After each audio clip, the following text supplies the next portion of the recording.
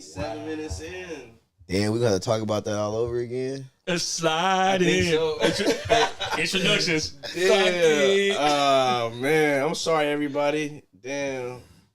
Okay, I think how we sound? We sound good though. Let me know if y'all can hear the audio now. Do we sound cool at least? My bad, y'all. That was a good ass discussion. That was right. Raw and uncut. We was talking something so profound. It probably would have changed the world, bro. Oh my God, bro! You wrote it down. You didn't write it down. I didn't wrote it down. I don't even remember. It reminded me of Family Guy where he was like Batman versus. He was in a coma and he was like Batman versus Alien or something like that, and he was like, wait, what was it again? Batman versus... Right on, Caitlin. So, real quick for reference, I'm going to get the intros out the way again. J. Delgado, Stoney Stark Stacks, What's cracking? Al Cali Banks. Come on. Jay Bryce in the building. Bro, bring that same juice you brought the first time, bro. I can't, bro. I'm trying to... Say the same thing you said because it sparked that conversation, bro. No, so what we just talking about... Here, all right. We had okay. I'm hot right now because that was a good discussion. It was flowing. It was flowing, bro. All right, all right, we got a good show for y'all tonight. It's not gonna be a long show, but we got a good show. Hey yo, we got a versus. It's been a while since we did a versus, but before we get into the big verses and the big news, Stacks had posted something on Instagram that I thought was pretty funny, and it was Junior from Problem Child, Dennis the Menace, and Kevin from Home Alone. Who win in the fight? Oh, we gotta react the same. Oh shit! Definitely Junior from Problem Child. I think we all agree that Junior. I don't even say this nigga name, bro. Like Voldemort. Yeah, Junior. That nigga's Problem Child. Like you said, Dennis meant well. Yeah. He wasn't trying to be how he was.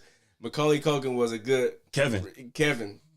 He was good at prepping, but only for the house. Yeah. If they outside that house and ain't no prep time, well, I don't know. Junior laying hands down. Because before we realized the sound was, I was about to say, he did have to get on the fly when he went to New York. That was all on the fly.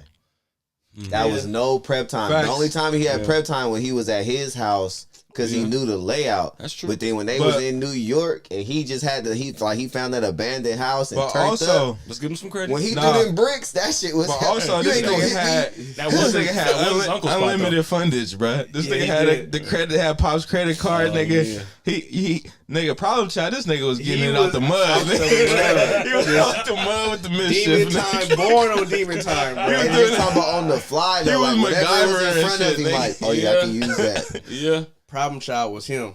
Yeah, you know what? But what up, Frank? What up, Sandy? But you would what think up, that Caitlin? maybe right on, part one, pulling up. Part one maybe had him prepared for part two to kind of wing it a little bit, and also too that was his uncle house, so he was a little familiar with that spot. Yeah. Damn, I'm over here trying to take credit away from Kevin, but I mean, shit, you know, he held it down. Problem Child was just a menace. Dennis the Menace was just a kid. Like Dennis the Menace, this nigga was with a whole serial killer. Like, you feel me? But it was like on accident though. He was totally naive. He got kidnapped and didn't know he got kidnapped. Yeah, like he was with it low key. Like, bro, you about to get murdered on the low. Like, you feel me? He just an annoying kid. Like, he just an annoying kid. You said he meant well. You know what I'm saying? He wasn't trying. Problem Child, bro. When he was flinging the s'more. The marshmallow. Yeah. It's bro. God, he was feeding bro. That was Doc Brown. He feeding feeding the beans. The beans. Yep. Bruh, captured this nigga though, bruh, on accident. That shit was hella Problem funny. Child is for sure using him like how Bart used Millhouse. Yeah. If they ever like, he's Millhouse, bruh. Yeah, for sure. That's a good point. For sure. All right, today we're gonna talk about the Black Phone 2. I'll do a quick review for it. We don't gotta get too crazy with it. Yeah, don't get too deep because we're supposed to be watching it too. All right, I'm not gonna go. I never saw one. Fire, bro. You gotta watch it. Chanel had to remind me we saw one. I'm like, we did. She like, I really want to see it too. And I was like, all right, fuck it. We got a Nickelodeon versus Cartoon Network. We got some movie news. It's more so kind of, I guess it is movie news or whatever. But this is get into the Black Phone 2 real quick so we can get into the big things. All right. So Black Phone 2 dropped last week. coming off the first one is became a classic pretty fast. You know what I'm saying? There's a book, right? I think so. And you know who did it? Stephen King's son. Yeah. So he did the first one and the second one. So Bobby King. Bobby King. Billy King Jean. But it's picking up. So in the first one, the main character Finney, he was able to get the upper hand and kill the grabber, what they call him, and with the help of ghost kids in the basement. It's a crazy concept. But, the first one was fire, bro. No, it was clean. It was clean because the kids that the grabber killed before had a piece of a puzzle to help the latest kid, which is Finney, escape and survive or whatever. And he couldn't he had to go through his little ritual or whatever. He couldn't just attack the kid. They had to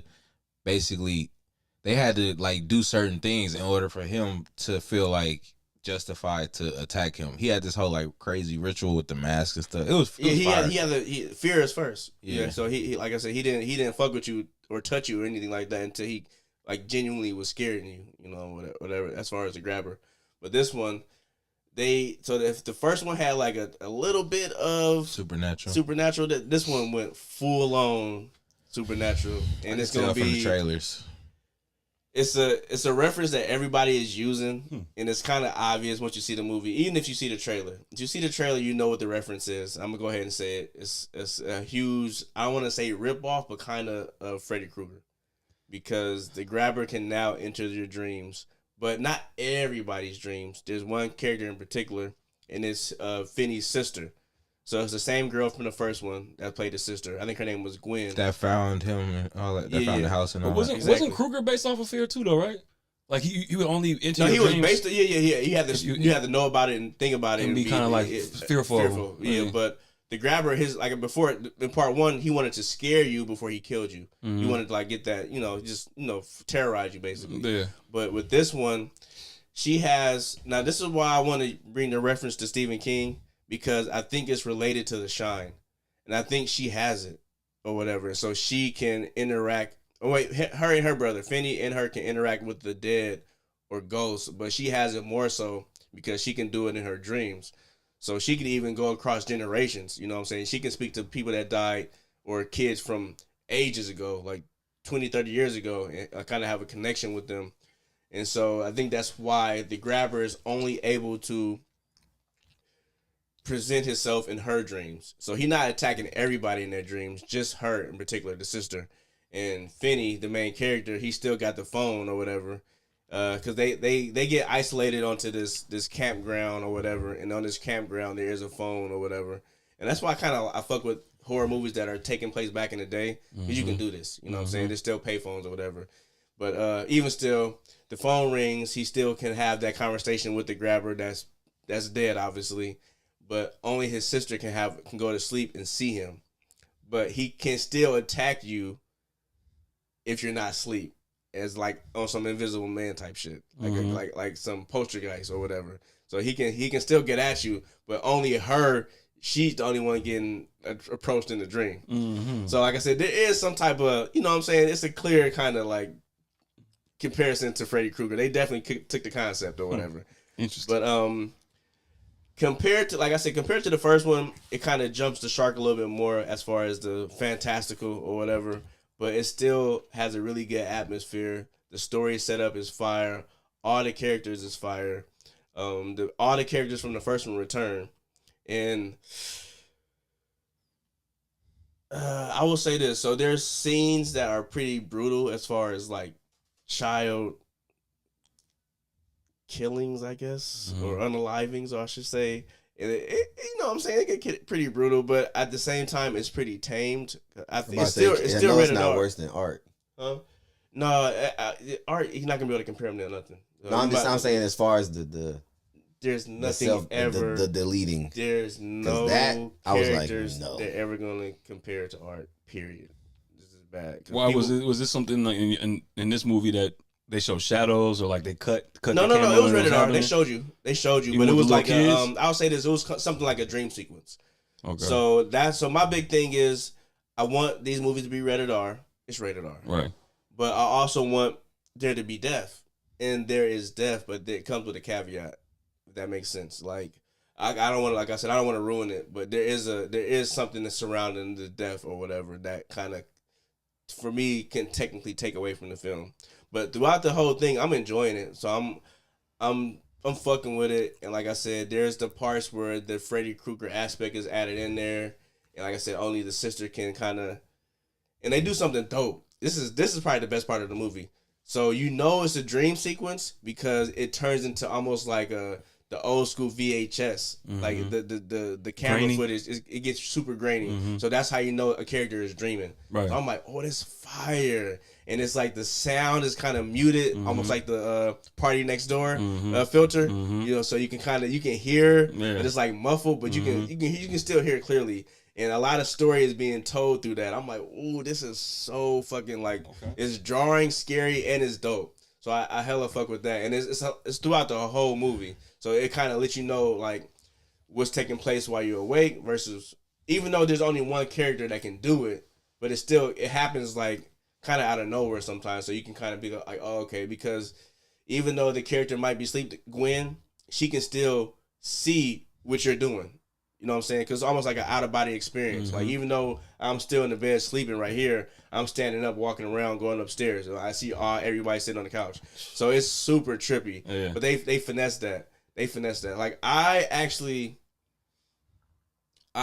the fact that he died in the first one, I'm like, what else could you do? I feel like this is the best thing you could do. I don't know about the dream thing, but it works. Okay. It works. Like I said, it's going to be a pull. It's a pull. Obviously, Freddy Krueger does it better. You know what I'm saying? Because there ain't nothing fucking with Freddy as far as the dream or whatever. But I don't know if you guys seen Freddy Krueger, The Dream Warriors. Yeah, when they was got the powers and shit. Yeah, when the kids got the powers. Exactly. Yeah. So it's kind of it's that part of Freddy Krueger. You know what I'm saying? I'll let y'all figure that part out. But overall, I think it's well directed. Like I said, it being in the same kind of like field as the Stephen King like mythology and universe, I think it fits. Like I said, they don't necessarily mention the characters having to shine. It's almost obvious. So I would love to see an interview if he says like this is connected to the Stephen King universe. Like I said, it is his son's story or whatever. What's his son's name for real? I don't know. I would have to look that up real quick. See. If y'all can find it, let me know. But Stephen King Jr. basically. But like I said, I enjoyed it for what it was, but at the same time, you gotta kind of subvert expectations as far as it being comparable to the first one, because this is a night and day difference. If the first one was like dark and gritty, this one is like bloody and fantastical. I'll say that. Okay. Yeah. Because the first one was not that bloody. You know what I'm saying? You wasn't getting no. It was turned up as far as the thrill aspect, but this one I felt like it tried to take everything into consideration, but it kind of dropped the ball on some things. But if I had to give it a rating, I would go. It's funny because I think I might have to give it the same. Well, I liked it. I liked it better than Tron. So I'll give it a real decent movie. I give it a 7. I give it a 7. So like I said, I mean, it's October. Ain't a lot of Halloween movies. I think Chris Stuckman movie come out tomorrow. Shelby Oaks. Oh yeah, Shelby Oaks. Yeah. Yeah. So I think those gonna be the only 2 movies that's gonna be as far as horror. It's like a supernatural thing too. Missing person, supernatural ghost story type shit. But I think it might still do well because it's the only thing to watch right now as far as horror. What's up, Jose? I just drew a blank. What's the name of the fucking movie? The Black Phone? Yeah, I'm tripping, bro. The Black Phone? I'm over here like, what movie am I looking up right now? Black Phone 2. It's the story by. It's not directed by. It's the story by. Written by? Yeah, written by. Oh, so that might be other bro then. Owen then. Or Joe. Let me see. Like I said, sometimes the authors or like, they might change their name. Yeah, it's Joe. So pretty much what happened was he got a son that changed his name to Joe Hill because he didn't want to be associated in case he made mistakes and shit. Right. So he's actually a writer. Yeah. And so it looks like he wrote the first and second one, right? I'm not sure. I think it's a book. Honestly. It's a book. Yeah. It's a book. Yeah. This said the script was also influenced by Joe Hill, the author of the original short story, and incorporates his ideas for the sequel. Yeah, okay. So there's no part 2 to the book, but they work together to make a part 2. I got you. Yeah, so he wrote the book and he worked with them. Yeah. Usually when a horror movie, which is usually low budget, it makes a lot of money. The studio is like damn near forcing your hand to be like, yeah, they're trying to do that with Sinners right now. They trying to do it with Sinners. They did it with the Joker. What they trying to do with Sinners, bro? They're trying to do a sequel. To force but, sequel. if they do a sequel, it's not gonna be under Coogler. Ryan. Yeah, Ryan Coogler. It's not gonna be his movie. Whose fucking movie is it? Right now. Whose movie was it? The first one. Coogler. Ryan Coogler. Ryan Coogler was. So they just gonna take the reins of it? Because he said they want him to open up the Sinners verse. Like everybody want to see how the brothers grew up. They want to see what they went through in was it Chicago? They was in. Yeah, they want They want to see how they was in Chicago. They want to see how they was in the war. So is he with that? Is he like letting him? He's not fucking with it. So he only wrote it as a one. So it don't really make sense because it's not gonna be like Sinners because Sinners has vampires in it. But in order for them to do that, he would have to relinquish the rights or the. So right now of it, right? he doesn't have ownership, but he did sign a deal that I think in 10 years he's gonna fully own. Oh, Sinners. You did tell me. I remember somebody. Yeah. So right now they can be like, well, we gonna do it without you. You can either work with us or we gonna do it without you. They gonna do it just because, like, bro. But like I said, for him, it don't make sense. It's like. I tell it like the Sinner story is about vampires, it's right? Complete, but it only happens like there's no vampires previously. But what would you do if he was him? I wouldn't do it. But there had to be vampires previously. No, I'm saying they didn't have knowledge of it. Yeah, the main characters. Yeah, the main characters. So if you write about any characters in the Sinners movie, other than Sinners, they cannot know about vampires. Everybody found out about them in this movie. Oh, I get what you saying. Only people that knew about them was the Indians. Right. Yeah. So if you can make an Indian movie, you can do that. But like I said, he don't want to do that. No, I got you. That's why I was just confused by what you meant by that. But I get what you said. So you can't do a vampire movie no more. It had to be like a period piece or something. But would you think that a part of you? Because I'm over here thinking I hear what y'all saying, but like a part of me would be like, well, this is my shit. You know what I'm saying? So it's like if I came up with this shit, wrote it, everything, y'all take it and flip it. I understand I'm not a part of it, but if this is like my real passion project and this is my shit, am I gonna really allow y'all to do whatever the fuck y'all want with it? Or like, wouldn't you feel like a part of you feels like you would want to work with them so they wouldn't like completely just take it off the at the same rails? Time, it's gonna be what they want. I understand that. So if you're working with them though, but what would you be working with them for? So you could give some input, right? The first part, so this part, the movie that he created, all him, no input. No studio input, no studio interference, all me. Right. Next movie that y'all want to do that I don't want to be a part of, I have to comply with y'all want to do. Because y'all making it regardless, with or without me. So I'm either going to get with it or I'm gone. So and by saying that is either I'm going to get paid for this or y'all just going to take it and do this shit y'all can do anyways. But at the same time with directors, they go by name recognition. So I got you. He don't got no bad rep. Yeah. So he wouldn't be associated with that. He would be associated with the original. They cannot use his name. You know what I'm saying? Even with the create nothing in the promotion for the movie gonna be directed to Ryan Coogler. It's the same thing with Ridley Scott and Alien, bro. Like Ridley Scott created the first Alien. They took his IP, and then James Cameron actually directed the second Alien, and then David Fincher actually directed the third Alien, bro. And everybody think that movie trash. Yeah, feel me? They just take your movie, but niggas love. Aliens, yeah. People love aliens. That's the only thing. But what about? I mean, but that could happen with Sinners too. Nigga, they can finesse it. Niggas could come out next. Niggas could love it. Yeah. But like, I know this part doesn't matter. It probably don't matter to y'all. But like, what about just the concept of like just the super casual on the outside looking in that might assume that it's associated with that just happened with Jordan Peele. Yeah. So with him. So my thing is that. But they use Jordan Peele's name in their promotion. So they're not using Ryan Coogler's name. So that's but I'm saying even if they didn't use his name, I'm asking like, wouldn't like the casual person just assume possibly because he's that? But I guess my question is a real question because I'm not sure. Would that matter? Do you think that would matter to him? Like, do you think that like maybe after a while, it'll probably you'll get annoyed by it, but maybe after a while, people will kind of see what it is, as long right? as it's not technically attached to his name, because that's not gonna mess with his money. You know what I'm saying, or what he got to do with other studios. Because without y'all saying this right here, if that would happen, I would assume that it would be associated with them up until y'all told me on the pod that it wasn't. Well, you know he came out himself and said it. Yeah, we talked about it. So it's like him making that announcement, like, "Hey." No, he immediately came out. He was like, "I'm not. There's no sequel or nothing. Yeah, I did not sequel, write this prequel or nothing." He said that. I wrote this as a one shot because they had like a whole ass. They had put it like somebody had put up a whole ass timeline about all the different movies that they could do about. Like they said they could have went into the lore of the vampires. They could have did the background of the twins when they growing up, to them going to war, to them going to Chicago, and then would all have been separate. Be fine, like would have been all separate movies. You're gonna still be looking for that supernatural aspect, which kind of made the movie at the end. You know what I'm saying? Because he killed it as far as like capturing that moment in time. But if it's just that. Yeah. With made up characters, I mean, I don't know. Because one thing. Oh, go ahead.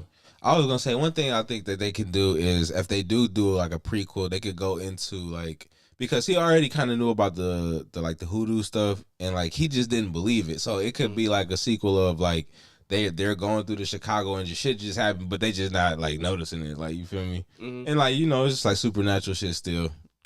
It's just, they could go. It's a couple directions. Because I'm not gonna lie, like even watching Sinners, I could see where there's still no Diddy, some meat left on the bone. You know what I'm saying? I could still see where like people.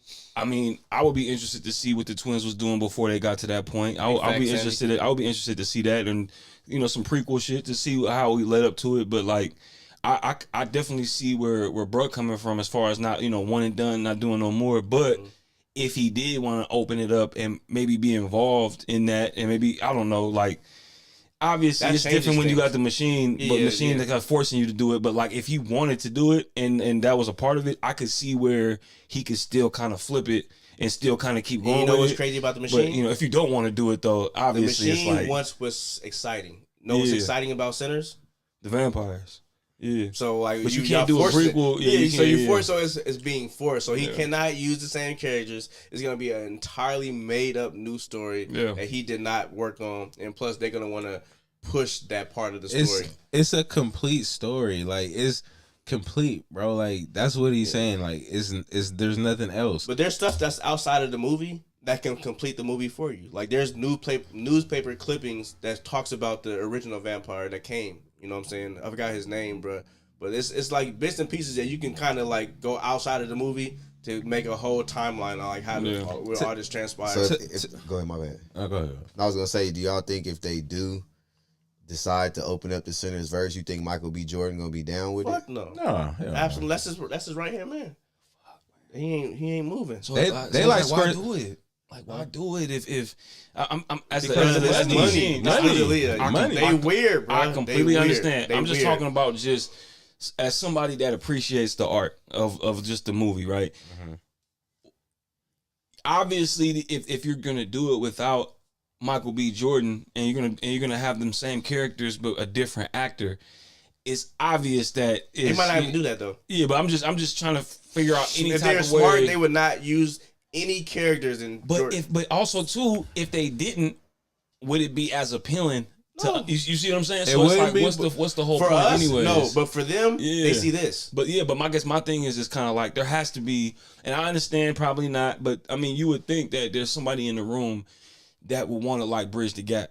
You know what I'm saying? Or kind of like, well, if we can't get Michael B. Jordan, I understand Ryan. Ryan not doing it. You can probably try to get somebody else to turn up, right? Mm-hmm. But if you don't have the main, you know what I mean, the lead in there, and to do that, then it's like, what's the fucking point? You know what I'm saying? I understand the money aspect, but it just seems like... See, that's the difference between that and Aliens. Aliens, they were able to get the same lead for the next movie. You know what I'm saying? But even if they didn't, though, you see what I'm saying? Like, Aliens, that franchise has been around for a minute. You know what I'm saying? So it's different to me. You know what I'm saying? If you're trying to flip this in 2025 or 26, 27, whenever it will come out, like... I don't know. I just feel like it wouldn't hit the same. Right. So like, why wouldn't they know that though? So that's the thing about the it's like you losing money. That's like the big thing about the execs, because they not the people. They not the artists. They not the people that's creating. They not the consumer. Right. All they see is money. This made this much money, so that means we do another one. I don't give a fuck how it ended, how it started. That probably means didn't even we watch do the movie. another one. Which is crazy. 9 times out of 10, they did not watch it. That's crazy. They just see the numbers, bro. Yeah, that shit made how much? Pop. Nigga, we doing another one. Directors talk about this all the time. This is why the Joker 2 was a big deal. Because they was pressing this nigga. And he literally was like, you know what? I'm about to cat off. He could cat it off. He literally said that. I'm like, all right, y'all gonna force it? Let's go. All right, cat it off on the movie. Made the worst movie ever. That movie was terrible. Yeah. It still made a decent amount of money, but it was horrible. Yeah. Everybody hated it. Nobody said anything good about that movie. It was bad, bro. It was terrible. That can happen. You know what I'm saying? But like, y'all don't give a fuck about what I got to say. Right. The director made a fucking moral decision. Like, you feel me? Y'all don't give a fuck about art, then I don't give a fuck. Like, yeah, so I'm gonna show y'all what y'all. This is how it can backfire. And what's crazy is he don't got a relationship with how Ryan Coogler and Michael B. Jordan is. It was as far as Joaquin Phoenix. Joaquin Phoenix gonna come back. They offering him the bag. I'm back, but loyalty is the thing. You know what I'm saying? So Michael B. Jordan hella fuck with Ryan Coogler. Yeah, I just don't see how that could even. Money. Like I said, to the normal people, I'm talking about how that could even. I completely understand what you're saying. I'm talking about I just don't see how they think they could flip it without Michael B. Jordan. You see what I'm saying? At least with Joker, not even thinking about they had Joaquin Phoenix. You know what I'm saying? They was able to at least do that. You know what I'm saying? But the fact that you even gonna try to do this with a whole another character that you're gonna try to do some CGI twin shit again too, it's like, bro, come on, bro. Like, I don't know. To me, it almost feel like it's a mockery, and like it's like it reminds me. It's just like on some like the Carter 6. You know what I'm saying? It's kind of like, bro, we could have went without it. You know what I'm saying? Like we could have just closed it down on 5 or even 3. You know what I'm saying? That's kind of what happened with Creed, but it ended up working out because they got Ryan Coogler to help direct it. Because Rocky said he wasn't coming back. Well, Sylvester Stallone said he wasn't coming back because they took the rights. Somebody bought the rights to it over and wouldn't let him get it. So he was like, well, I'm not touching it no more. But then they was able to get Michael B. Jordan back on board, and they was able to get Ryan Coogler. So it works. Sometimes that shit can work out, but like you said, they still had their main character in Michael B. Jordan in that. If you had tried to go Creed 3 and it was somebody else, that shit would not have worked. Like Sandy making it go. It never works. It didn't work with Predator. They tried to bring fucking Danny Glover. That shit flopped. Only time it works is when they bring back the main character, bro. Alien, like you said, Alien, they brought back the main character. I would say Predator 2 got a cult following after a while. People fuck with Predator 2. People fuck with it, but and we talking about objectively, that was a bad movie. Like, you know what I'm saying? The Predator 1, Predator 2. But I would say out of Predator 1 and Predator 2, there's no Predators after that other than Prey and the animated one. And that's hella years. That's Alien vs. Predator. Alien vs. Predator 2. Yeah. The Predators. And if you really think about, you know what I'm saying? Really think about it in between 1 and 2 and the last 2. And if you really think about it, the main character in Predator is the Predator. It's not even Arnold Schwarzenegger or whoever the fuck.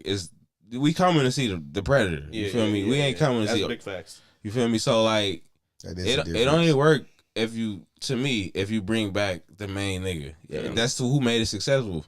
You know what I'm saying? But also too, it's like you would. I mean, it could work, but also too, if obviously, bruh is good at what he does too. So if you just bring some rinky dink ass director, you know what I'm saying? Right. That could also look cheesy trash too. You know what I'm saying? And hokey and they shit. They got directors that's on standby. Like every huge studio, Michael Bay got that one director that's gonna be like Michael Bay on standby. You know what I'm saying? They're gonna be like, hey, we gonna do everything. We just need you to direct it. You don't gotta worry about nothing but directing. You don't gotta worry about no writing. Every single studio has that. Disney, Marvel, you name it. Everybody got somebody lined up.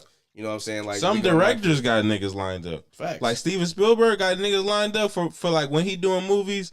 That's what happened with a lot of them movies, bro.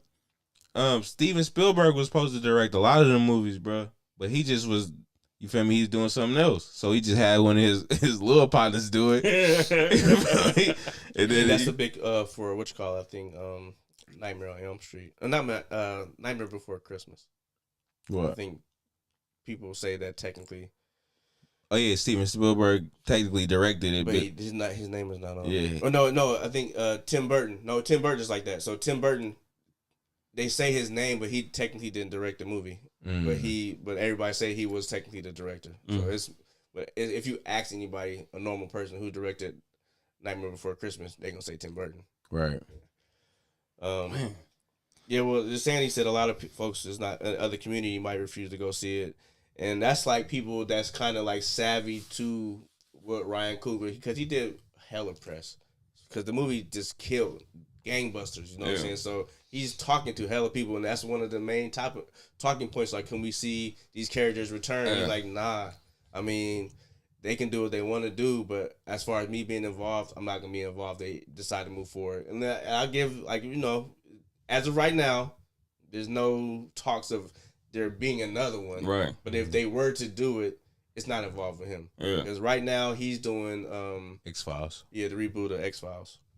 I just think thinking it's not the 90s, bro. You know what I'm saying? It's completely different. Like, I don't know. I feel like the information that y'all saying, I feel like a lot more people know that. You know what I'm saying? So, like, even what Sandy's saying, like, I could see people, I would agree, like, I could see people just refusing to go see it just because bruh not involved and Michael B. Jordan not involved either. You know what I'm saying? And I feel like we get access to see how he feels about that. You know what I'm saying? It's like, it ain't like it's the 90s. You know what I'm saying? It's just, we just doing this, we don't get access. We get way more access now. You know what I'm saying? So people, whether they be on podcasts, doing interviews and doing all this shit, we get way more like access to information. You know what I'm saying? So people really will be like, you know what? I'm cool, bro.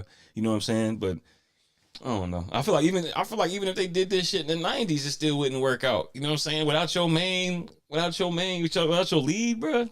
Nah. I mean, I think that's what anything nowadays. Like, it's even do it, bro. It's even easier. Like, even do that shit. No, I get it, but I just feel like straight to DVD. I feel what television. you're saying, but that's an outdated like concept. Like, straight to DVD. Obviously, it's not straight to DVD. It's straight to streaming, right? Yeah. So like even that's like outdated. It's just that whole formula is just. I feel like. I agree that I could see it happening, but I just feel like it wouldn't work like it used to just because of the access that we have and we know how the director feels about it. We know Michael B. Jordan not gonna be, you know what I'm saying? We know this ahead of time because he did his press run, because he did podcasts or whatever it is. Like, we have way more access to information that we know, and we can like almost align with them with that, right? So if they come out with it, we know for a fact that it's gonna be on some other shit. So it's like, fuck it, right? So they're banking on the majority, not. Yeah, but like, people that's tapped in, fans, they know. But I just feel like, and I could be wrong, like, how can I? All right, I'm not tapped in as hard as y'all with a lot of this shit, but I like align with certain shit. You see what I'm saying? Like, it's just certain shit that just don't make sense. Like, I don't know. I just feel like with this, I don't know. Like, I fuck with Sinners. You know what I'm saying? But it's just, I don't know. I just don't fuck with that idea at all. Like, to me, it's just bad business. I think a lot of people underestimate the fact that a lot of people don't pay attention to shit, bro. Like, niggas just want to be entertained. The normies, I said, they go into the movies just to go. Right. Yeah. So like you said, name recognition. So like you said earlier, like, nigga. So soon as that Sinners sequel come out, soon as niggas see Sinners 2 or whatever, like you said, niggas ain't about to be like, oh, is it associated with Jordan Peele still? Or Ryan Coogler still?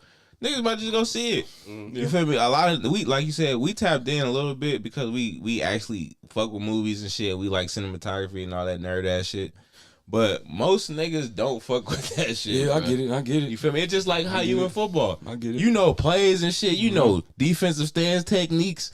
You know like the wide receiver on this side is the Z receiver. Like, you feel me? Niggas ain't like, I'm a casual football fan. I don't know. Like, I know shit because there's people that's more casual than you. I just want to see who's gonna win. Exactly. I just want to know who's gonna win. Yeah, and it's a spectrum of niggas that go all the way down to a nigga that just only know, oh, that's the quarterback. You feel me? But he love football. Yeah. But he only know that quarterback throw to the receiver. Like, it's basic as fuck. So and the same shit go with the movies. A lot of niggas is just gonna go see it because it say Sinners 2. I get it. You know, I agree. I do. I guess I am underestimating it. It's just, man, it's just one of those things that as I grow and I start to have more sense about me or pay attention more to certain shit, I can see, and I'm like, damn. Well, I guess not everybody thinks like me, but also too, 36-year-old me compared to 26 or even, you know, I was about to say, growing old is a privilege, bro. Yeah. Like you got you are privy to knowledge and shit and wisdom that these young niggas ain't gonna never have. You feel me? So like, you are privy to, like, you could go look and research some shit and you know that it's gonna be beneficial. Yeah. These young niggas ain't researching. That you would have never thought to research that you're researching now. Yeah. For example, like what we talking about now, like you wouldn't even consider that. Oh, it's a part 2. The people that from part 1 are not involved. That happened with like Mortal Kombat. You know what I'm saying? It's so many movies that we done grew up with that. They done did the switcheroo. Like, wait a minute, that I don't recognize it. Like, that looks different. You know what I'm saying? But it's because like the Three Ninjas. Yep, it's the same. Like different. Switch. Yeah, they do it all the time. Like I said, but it's always based on how much money can we make, how big is the IP, and will the people, as far as the normal people, care? Yeah, usually they do not. You know what I'm saying? I think the reason why I guess I'm so like, I feel so strongly about it. I guess is because like what y'all saying, like what Al said, like. I guess the older I've gotten, the more I appreciate like the art and like the vision, but also like I appreciate franchises or like that definitely, that's like number one to me. But like I appreciate like the series and franchises and like, you know what I mean, like I said, Carter 1, Carter 2, you know what I'm saying? Carter 3, I accepted, but then it felt like after that, it was just like, well, we doing it just to do it, right? And it's just like, why come out with a Sinners 2 or a Carter 6 when you could just start a different, you know what I'm saying, a different series and stuff like that. I think name recognition. I think a lot of still though, but still, what I'm saying is that both these niggas have name recognition, period, to me. You know what I'm saying? Right. Maybe to some people no, but I feel like Ryan Coogler and fucking Michael B. Jordan have name recognition alone. You know what I'm saying? So I feel like if they started a different series or something, a different movie, people was gonna pay attention to it just based 100%. Off of, you see what I'm saying? So it's like, that's why I'm looking at it like, I could look at it and say the Carter series, but I'm also looking at it like Lil Wayne. You know what I'm saying? Lil Wayne could have started a funeral series or whatever series, you know what I'm saying? He could have did that and we were gonna pay attention because of name recognition, right? But it's like, they thought the name recognition that we were gonna stick to was gonna be the Carter, just like y'all think it's gonna be just a Sinners. It's like, no, the people that's making it is the reason why we like are paying attention, and it just so happens to still be good. You know what I'm saying? I think that's why what I meant by like niggas is starting to appreciate the process now. Yeah, like niggas is at a point to where we like older now, so like we understand that shit take time. You feel me? Shit just don't happen. Like Sinners didn't just happen. That shit take time, and we are willing to go back and do the research and be like, oh, Ryan Coogler, he wrote and directed this. Oh, Michael B. Jordan. Get down to the costume design, the costume, like everything to make all that shit matters to us. To young niggas, that shit don't matter. The new technology they came up with to film to Michael B. Jordan, like all that shit comes into play. Like I said, as you get older, you might kind of comb into the details of a lot of different things, not just.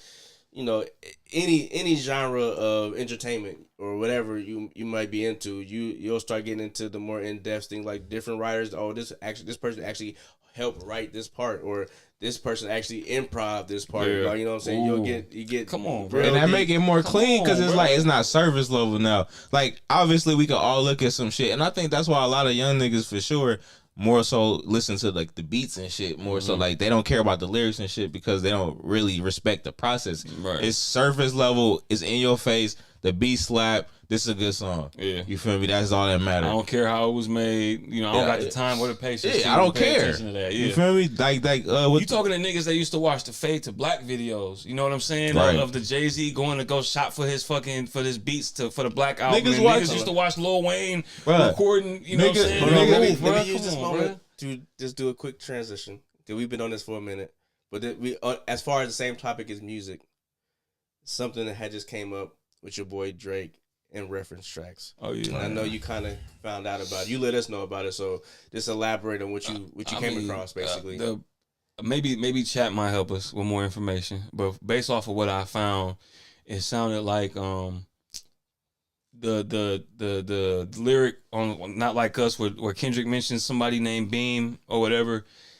Yeah, that nigga's a ghostwriter for Drake or whatever, a writer, and he's supposed to be in the OVO sweat camp or whatever they call it. Sweatshop. OVO sweatshop is crazy. And I guess he some reference tracks dropped of Trump Tower, which was the intro to the Party Next Door Drake album. And I can't remember the second song I heard like a little clip of it. I was listening to somebody's podcast and they was playing little clips of it, and bruh, it's put it like this. From what I heard, Beam, who's the actual writer, he didn't, and he's a known person in the industry, he didn't leak it. It sounded like it was a producer that was in the sweatshop, you know what I'm saying, that felt some type of way, I guess, and he leaked the songs. But like when you hear them, bro, it's like, fuck, bro. Like when I heard it, I'm like, this nigga might be. Yeah, it's like it's verbatim. It's like copy and paste, bro. Like I said earlier, it was like to the point to where like the tone, the singing, just the flow of everything was just like how Drake would want it. You know what I'm saying? And like the only thing Drake did different was like add a little like something at the end of one line, but like everything was exactly how bruh spit it, bruh. I said Beam better stick right with you. I think that's a good segue too, because I think what it is displaying is showing the fact that Drake is taking advantage of the youth, bro. Like he is taking advantage of the fact that, like, it was like how we saying, like, understanding the process. Niggas don't give a fuck about the process nowadays. Right. This nigga Drake just taking reference tracks and just throwing them out there on his voice. Right. And then niggas is loving it. We seen it before. Yeah. And Mob Ties. And niggas don't care about how it was made. Yeah. It's a good song.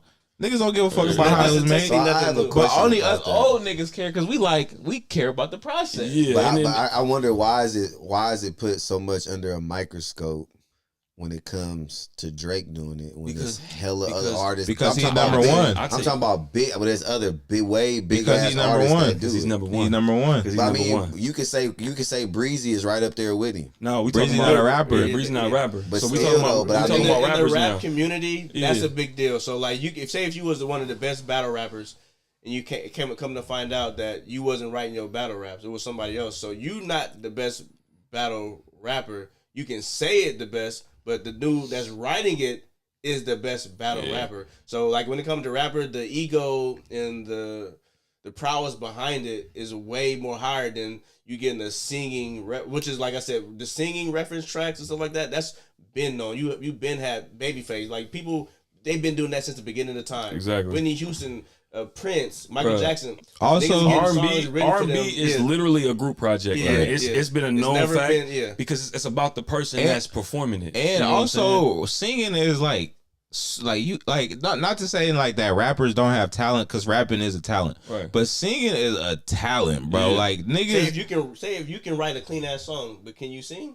Yeah, you can't sing it like how Chris Brown gonna sing it. Exactly. To like somebody like, oh, I wrote this for Beyonce, or I wrote this for Chris Brown. And we heard all of them always reference their writers, and we heard also Beyonce, Usher, Chris Brown. They all write their own shit, but they also have writers too that help enhance it. And you know what I'm saying? And their instrument is their voice. And we all heard them Quentin Miller reference tracks. We not listening to that. Yeah, we listening to that Drake version, nigga. Because it is what it is. Drake's voice is more appealing than Quentin Miller's, right? And his cadence is way more appealing. He's just way more slick. Another example of that would be Lil Tecca.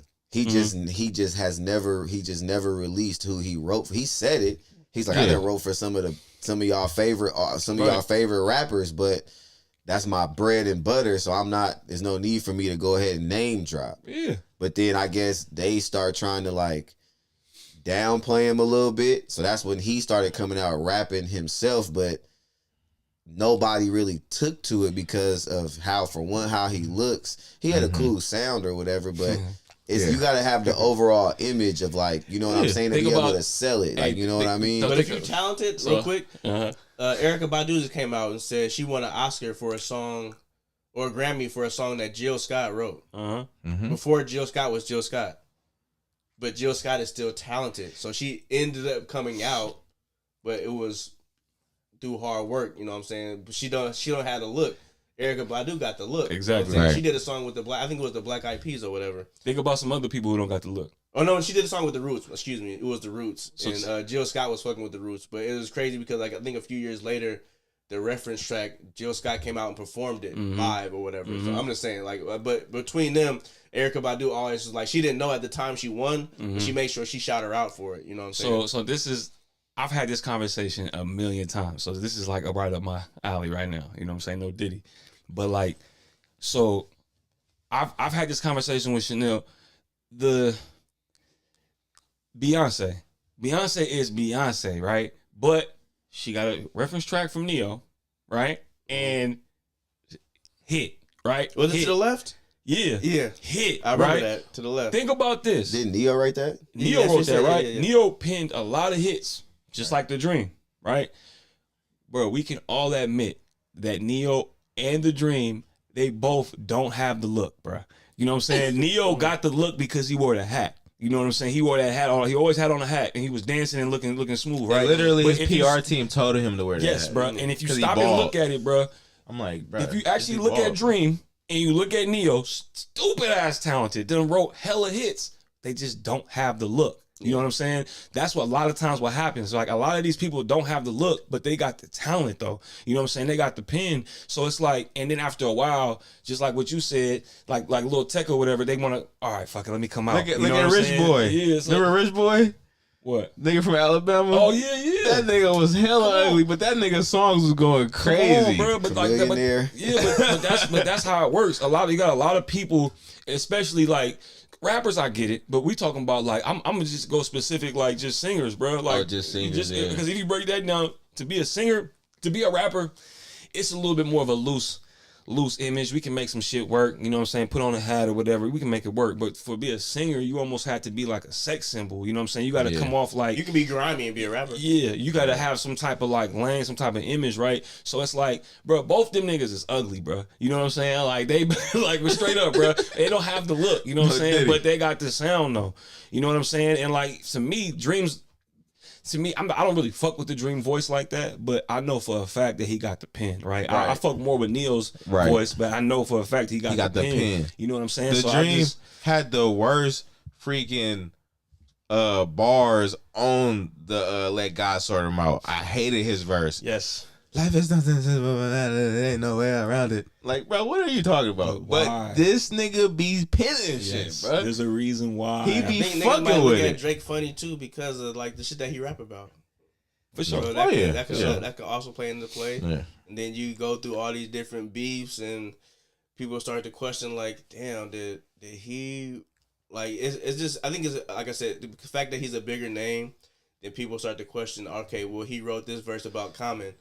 Did he write that verse about Common or did he have somebody help him write that verse about Common? That's what makes it even more ridiculous because I know we broke down these R&B singers for a minute, right?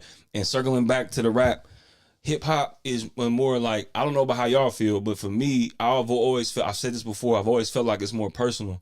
You know what I'm saying? So it's like if you writing shit and you talking about yourself, you're actually talking about yourself, right? When you singing, the shit that they say these R&B singers are saying is super general. Like I could be singing shit about my girl, and she would think I wrote it about her, but it's like some general shit, right? But if I'm just rapping, made a good point to you. He said that a male singing to the left might not hit as hard as Beyonce. You know what I'm saying? Good point, Caleb. But that's true. But even if Neo had his even if Neo had his own version where he said to the right and he flipped it to where, because I understand that part. But even if Neo had his own version of it, you know what I'm saying? There was a chance that. Fuck it. We don't even talk about that song. Let's talk about So Sick. No, let's talk about it though. Hold on. No, but before you jump, I was just saying, before you jump off that, it would, to me, Neo would have had to come out with something catchy like that one group. I can't think of no more shopping sprees. Yeah. No more. Yeah. But it would have to be like that shit, it worked. But also, it was basically the same thing, but you would have to finesse it to a way that it would have to work for you. But I'm not really talking about like the context of what he's talking about because he can flip it and say to the right. I'm not gonna talk to this bitch. Whatever he can say, he can flip it his own way. It's just literally. That's why I said we can go to no So Sick. One of his actual hits. It's like, bro, you still need the image though. Like, you know what I mean? Because even if, like, maybe I'm talking about that Beyonce song. It could be a bad example, but like. we can bring up a song that could be related to Neil that maybe he wrote for a dude that could still be relatable. You still need an image, period, to even. Sean Garrett, another nigga too. He be writing hella songs, and perfect example. Ty Like Dolla $ign wrote "Loyal" for Chris Brown. right. Caitlyn said, "Come on, bro." Like that's what I'm saying. And like, so my whole crazy. question, my I guess you kind of touched on it a little bit when you was like, they have like it's a group projects or whatever. So like, say when it comes to rap. Like I know I know you have experienced it, and I know you've experienced with being like like making the beats and being a producer, and you actually helping somebody get on stage and shit. You might even have done it too, Al, but somebody might come with a verse, and you might be like, nah, you might need to change this bar to this, for sure, and change it to that. Yeah. Like how we know that's not the same. Like what if? Let's just use Drake for example. What if he comes with like, all right, nah, this is what I want to say, but don't know how to say it. Right. And then that's where the group comes in. He technically still, I agree. You get what I'm saying? He technically still wrote that. Yeah. But it's like, it would be but what's happening it's like he had to have somebody proofread it. But what's happening is, so see, I agree with what you're saying, right? And even if somebody comes curious, in and says, I don't know. Somebody could come in and say, don't say that. Say the, right? And that's fine, right? And that's all good. Like somebody, like I said this before, Kanye will literally give you credit if he says, maybe say purple instead of red, right? And he'll be like, oh, fuck it. Oh, you help me with that? I'll put your name down as a writer. He'll do that, right? And like, he doesn't have to, right? But like, my thing is like, there's entire reference tracks. There's entire reference tracks that he's copying and pasting, right? So like if you come up with a verse and you come up with an idea, you're not quite sure, maybe you don't got the flow down or the cadence or whatever, and Al's in here like, maybe try like this, maybe take out this word, do like this, and he kind of helps you craft that. That's not ghostwriting. That's technically producing. You know what I'm saying? Right. That's actually what it is. You know what I'm saying? So he could go down as a producer or a writer or whatever, but like he's not ghostwriting. You know what I'm saying? Ghostwriters don't get writer credits. You know what I'm saying? They don't get that. They're just in the back. I think with the reference track is something that's brought to you. Yeah, that's the significance or the definition of the reference. You can take it and you can flip it and say, I'm going to use 20% of it, but this other 80, I'm about to put my little twist on it, right? But the whole thing is that this nigga Drake is using 99.9% of that reference track for a hip hop song. And it's not the first time. If it was best, I said this to Chanel earlier on the way here, bro. If it was best I ever had reference tracks, I'm cool with it. It's all good. You know what I'm saying? Like I said, R&B tracks to me are group projects. They have that. And I have no problem with that. Yeah. But when we hear Mob Ties, when we hear these like the original Sin, like the Meek Mill track, you know what I'm saying? When he had it on there, it was just like, damn, bro, like, because like I said, hip hop is, to me, always comes off more personal, right? When you rapping about yourself and you saying shit about yourself, right? Like, and another nigga wrote it. Come on, bro. You know what I'm saying? And to me, that's why, like, sometimes when I listen to like Cardi, I know she got writers and it's all good. I know she's just here for the entertainment. I get that. But sometimes I'm thinking to myself when I listen to it, I'm like, damn, like. Yeah. It was a nigga that wrote this shit. You know what I'm saying about busting that pussy open. About sucking. Hey, Cardi be having the bars. But I'm just. But a nigga wrote that. Yeah, I know. That's what I'm saying. But that's what I'm saying. But. And that's the part that confuses me. Because even in that aspect, but that's the part that confuses me. Even in that aspect, because it's like that's just supposed to be personal, right? And it's not, because you got some other person writing it, and you got a dude writing it for a woman, and that's what makes it even more like. You talking about busting that pussy up? Yeah, bro. And that's why I'm like, damn. Shaking ass, people can really, like I said, just like the singers. I get somebody can write something. And have that particular person in mind. Literally write to their cadence. You know what I'm saying? So I know that's a talent. No, that's a motherfucker. Because I could never write a rhyme for a woman talking about buzzing pussy over. Yeah, there's nothing. What about this? What about Eminem writing tracks for Dr. Dre and Dr. Dre dropping the N-word? Like, yeah. What the fuck? You know what I'm saying? Like, it's shit like that has me thinking. I'm not gonna start a fucking boycott or nothing. Whatever. I'm like no megaphone. It just has me think sometimes. It's like this person I know has somebody writing for him, but it just makes me thinking like, I know this is all. They're doing it all just for entertainment and just to make us dance. You know what I'm saying? I get that, so that's why I respect it. And it's all good. But it's just if we were getting certain reference tracks of certain songs then it would be like, okay, but it's just these particular songs that we're hearing. It's like, damn, like, I got you. you rap this whole time. Like, you rap and sing. Lil you got Yachty. songs where you just sing, but on this one, you rap the whole time and you didn't even write the shit. Right. And you was trying You to didn't come write off the hella rap. hard as shit. Like, you know what I'm saying? Like, Right, you talking about guns and shooting niggas and all And I that think that another level to that, I would say, is you being represented as one of the best. and then on top of that, you're coming off saying that you're the best. And even if you're not saying that, everybody's saying that you're the best. So now, but what can you do though? It's kind of like it's one of them things where it's like he's doing what he's supposed to. He's supposed to say he's the best, and if people are showing him love, it's like it is what it is. So, I mean, I can see both sides as far as like, well, shit, People nigga, clearly don't give a fuck. That's how the sausage is made. You see what I'm saying? Y'all and don't hate it when y'all see the process. but That see, means y'all fuck with the sausage. But that's Y'all what dig made it. me ask, because like Big you pause. just brought up Dr. Dre, Eminem. Like we can go back to NWA. You saw the shift in the music once Cube separated himself from the group. Like, you know what I'm saying? Because he clearly was the pen. Exactly. Easy had the money and the image and was the actual hood nigga. Right.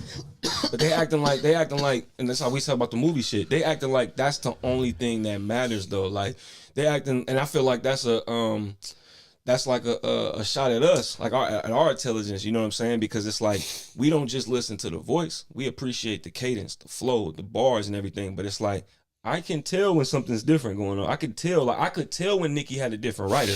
I could tell. You know what I'm saying? Like, because Safari rapped just like Nicki. Remember, we all laugh about this shit on Breakfast Club when all that shit, right? He even rapped like her, but you can tell when Nicki started coming a little different, and it was like, it seemed like there was more punchlines, more bars, and I'm like, oh, that sounded cool, but that don't sound like Nicki to me. That's not how she was rapping before. And you know what I'm saying? It's weird. Look how Safari sounded when we hear him rap. Like, Exactly. nigga, you're trash. Exactly. Like, It sounds trash, like. but when somebody else spit it for you, with somebody who can actually rap, Like Lil Wayne would be a good person to like his delivery and way he might say something might be way better than how you say it. Like I can rap some bars. You can give me and Lil Wayne the same bars and let me rap it first. But you give it to Lil Wayne, he's going to say it better than me. Yeah. You know what I'm saying? He's gonna make that shit pop. I can't do it even though we said the exact same thing. So I mean, And that's Sandy said too. Drake has bragged about his pen. That's the but part see, that's like, but bruh. see, that's what makes me wonder. Like, I get what y'all saying about like the particular reference track ones, but I'm like, some of the other ones, like about lifestyle shit and other shit, he like, and that's the songs we like with Drake. That goes to my point. So that's why I was like, that's why I just wonder why he I mean, I get it because he is at the top, so like, that does make sense. But like I'm saying, we can go back to NWA. Nobody gave none of them niggas slack about, like, you get what I'm saying? I get it, but they wasn't trying to be the best. They weren't trying to be the best. They definitely the best rappers. They weren't number at one. that time. They were definitely trying to be the best long, group. Though. I get Drake it. has been at the top since what? I don't know, 13. Like what? For hella long, over a decade, definitely. You know what I'm saying? They wasn't at the top for over a decade like Drake. I think Ice Cube was put down as a writer. So no, I'm talking about just it wasn't like. But Ice Cube is literally one of the niggas he's literally on some niggas #1 best rapper list ever. No, for sure. We talking about niggas because he, like I said, he wrote a lot of the best songs. Yeah, but he wrote all the shit. So that's what we're we saying. Like if they like NWA come out with the album, but Ice Cube is not a writer on anything. That's not what the case. He's a writer on it. I get so you. I got you. Everybody knew that Ice Cube right now. Eazy-E did not write Boys in the Hood. Right. Dr. Dre didn't. That Ice Cube wrote the whole thing. Eazy-E just rapped it. Yeah. Like I said, it's. Eazy-E didn't care because he was just a street nigga that was like, oh, you know what, I'm about to get into this shit. You know what I'm saying? And he didn't care. You know what I'm saying? But he could do it. And he didn't go around saying that he was the best for over a decade. You know what I'm saying? But you gotta think about. Well, I don't know how accurate like the movie was, but it got to a point where he got so big headed. He was like, "We don't need you." He told Cube that. Like, then we can do this shit on. We don't need you, bruh. Yeah. He was like, "All right, bet, show me." And that's, I think that's the part where what I said earlier, as far as like maybe even the artists don't even understand that we hear your voice and we appreciate it, and your voice is your instrument. You know what I'm saying? But at the same time, like, we appreciate the like I appreciate the details, the cadence, the flow, the bars, and I know where your lane is, right? You may not be 10 out of 10 lyrically. You may just be a comfortable 7.5, but that's your lane though, right? But you can rap the shit out them hooks, or you can do whatever, like right? Wiz. Yeah, exactly. And that's your shit. But if Wiz come on and start rapping these fucking ridiculous out of these world bars that he ain't never rapped like before, it's like come on, who writing for you, my nigga? Because like, it's like the way he does it is good enough for his lane and what he trying to like come across, right? So it's like that's cool, right? But if you start coming completely different, that's how Nicki was. You see what I'm saying? All of a sudden, out of nowhere, Nicki just has these random ass bars that's like, oh, I get it, they clean, but that's not her. You know what I'm saying? I'm like, nah, you know what I'm saying? And I've said that to Chanel while we listening to it. I'm like, it sounds like she hired a new writer, and Chanel think I'm hating, but I'm like, nah, I'm listening to what you listening to. Maybe, she may not even listen to as deep as I am. But I'm coming off like I'm a Nicki hater, but I fuck with music. But Chanel is a Nicki fan, but she not listening to it as deep as I be listening to it, even if I'm just watching TV while she playing it, but she not realizing that I'm listening to and comparing this to fucking 10 years ago. You know what I'm saying? Maybe that's why I'm asking these questions, because like we've all said, we've said this before, like when Drake raps about like street shit, it kind of just goes over. I'm like, if the beat cool and it's catchy, I'm gonna listen to it. But I never take that serious because I know that's not you. So it's like maybe that's why it's not hitting me as hard, because I'm like, for me, I know you're not in these streets doing or are you affiliated? Possibly, but now when it comes, like you said, we like the lifestyle shit because we know you actually live in that, right? So we can actually get behind that a little bit more. But can so we like call you the best rapper if you're not writing the raps?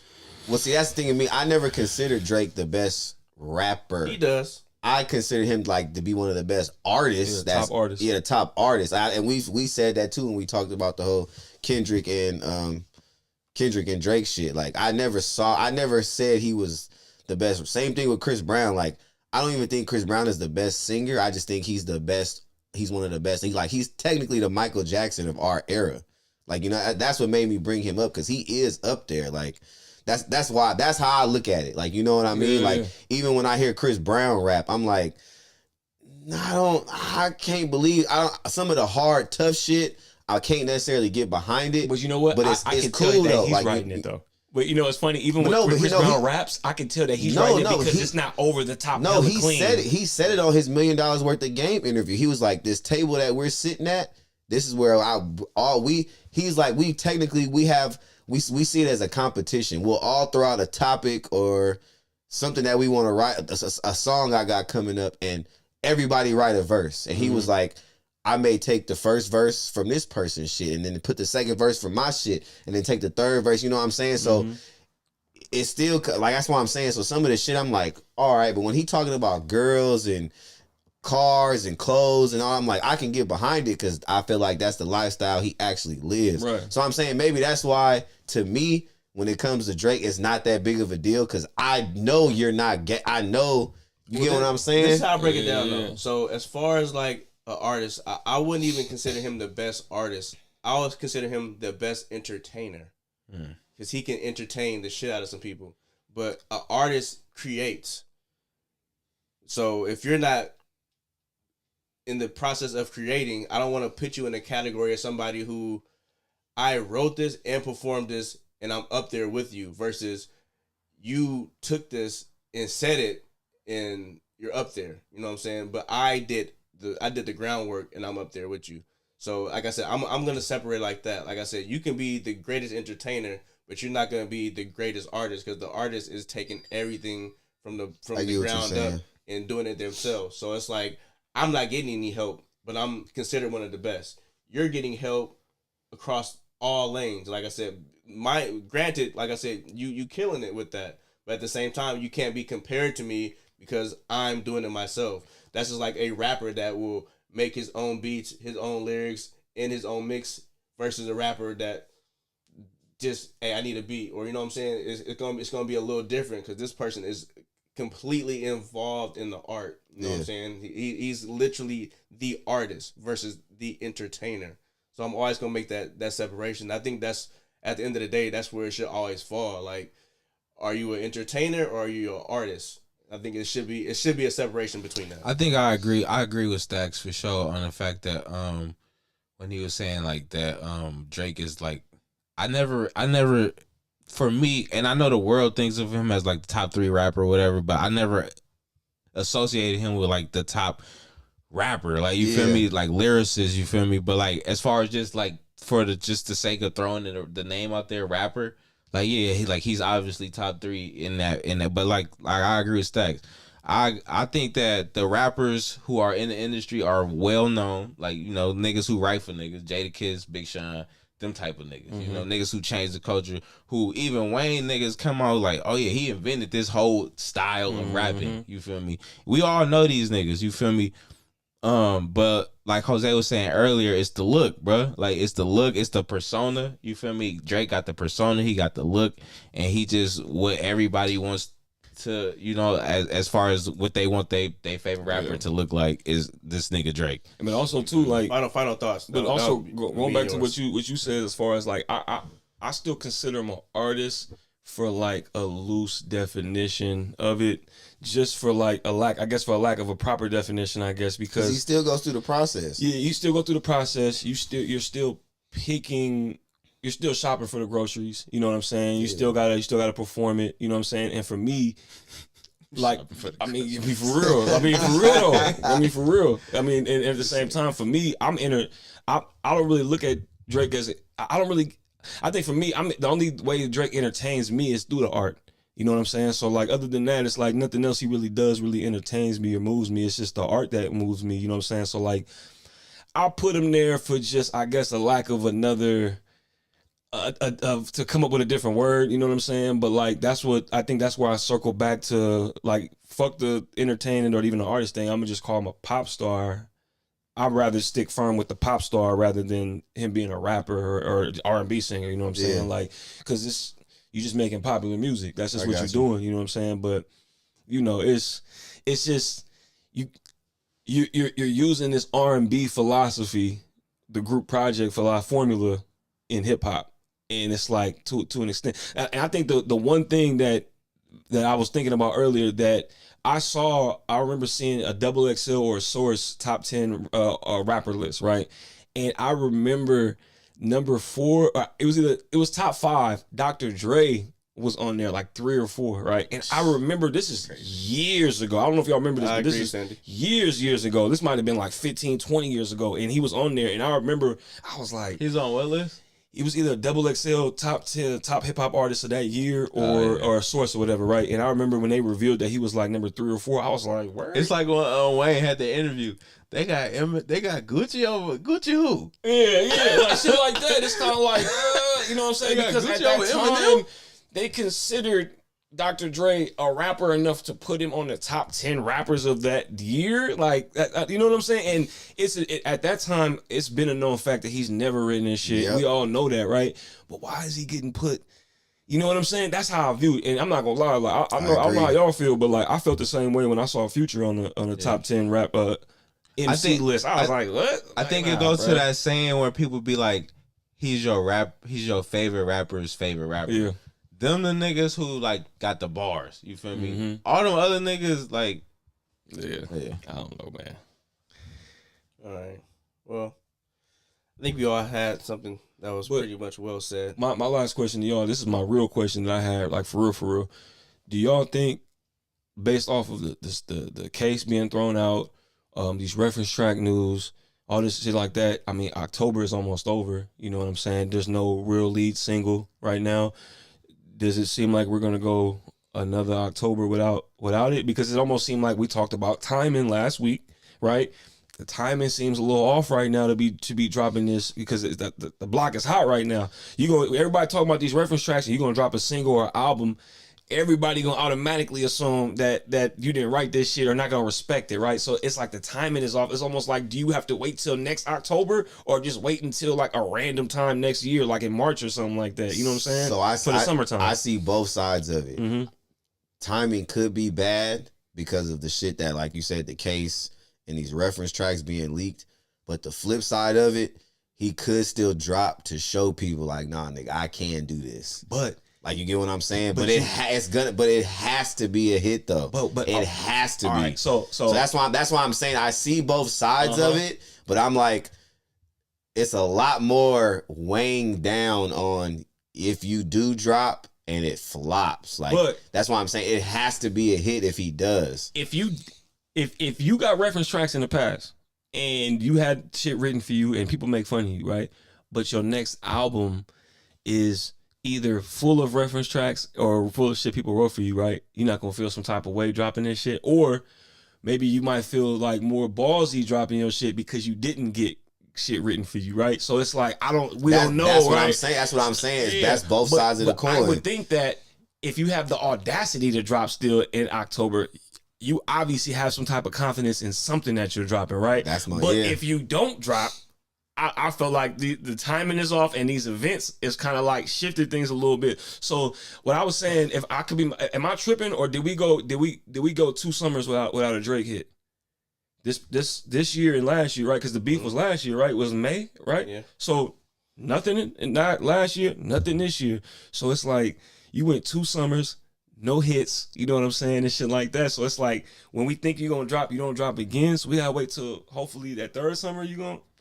I don't know, man. I think he might be cooked, bro. It makes sense to me. I think he might be cooked. It makes sense to me. What makes sense? Which one? That he not dropping. I think he might be cooked, bro. But see, I agree, but at the same time, I feel like his ego is at such a high place that he's like, I have to drop.